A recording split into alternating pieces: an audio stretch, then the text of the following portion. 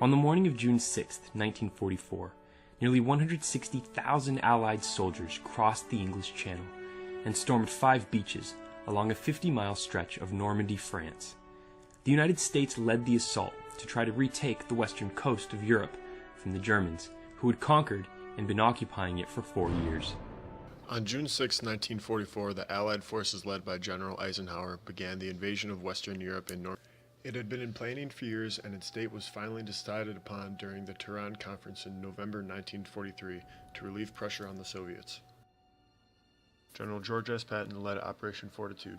The Allied planned to deceive the Germans into thinking they would invade elsewhere in Europe, such as past to Calais or Norway.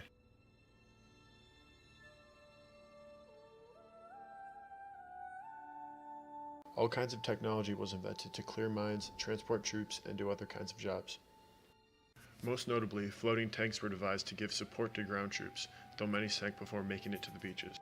The invasion was to be supplemented by British and American airborne troops that were used to cut off the Germans from behind by capturing strategic bridges and roads.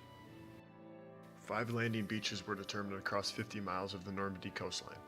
Gold, Juno, and Sword were to be landed on by the British and Canadians, and the U.S. would capture Utah and Omaha beaches. The invasion was originally planned for early May, but was delayed due to weather, and then on June 5th it was again delayed due to weather. Then Eisenhower decided it could not be held off any longer and was launched late at night on June 5th. Naval bombardment of the beaches commenced at 5:45 a.m. while it was still dark. Allied infantry and armored divisions began landing on the coast of France, starting at 06:30. The men landed under heavy fire from gun encampments overlooking the beaches. The shore was mined and covered with wooden stakes, metal tripods, and barbed wire obstacles, making the work of the beach clearing teams difficult and dangerous. Casualties were heaviest at Omaha with its high cliffs.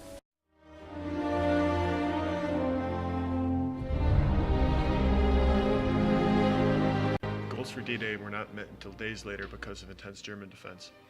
All the beaches are not even connected until 5 days later. The battles of the coming months were also painstakingly slow as the Allies were stuck in the thick fields of Normandy. Shortly after the invasion, the Allies started one of the largest logistical challenges ever, transporting countless troops and supplies to the front lines. This was accomplished by building mulberries or movable floating docks on the beaches to sustain the huge flow of military supplies. Over the next few months, millions of troops and countless pounds of supplies were transported from the UK to the beaches of Normandy.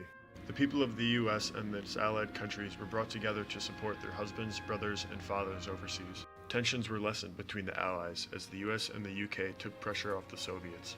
The D-Day invasion proved to be an overall success. The war would not have ended nearly as quickly as it did without. Less than a year later, Hitler committed suicide, and the Germans finally surrendered on May 8, 1945. Never had there been, or will there be any time in the near future, a military operation as large as the Normandy invasion.